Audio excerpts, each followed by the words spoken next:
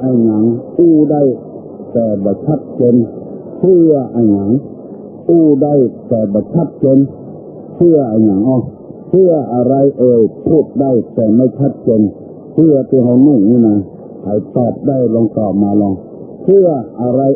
พูดได้แต่ไม่ชัดเจนดักปิ้งเลยวันนี้เพื่ออะไร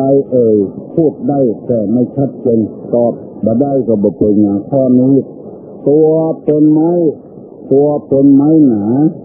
หน้าเป็นหนังเสียงดังก้องฟ้าคืออะไร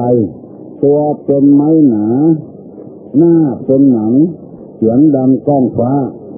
ฮัลโหลน้องคุณตอบว่าไงฮะกล่องไม่ใช่กล่องถูกว่าเนี่ยออกมาละน้องคุณตอบว่าของตัวเป็นไม้หนาหน้าเป็นหนังเสียงดังก้องฟ้าตอบว่าของ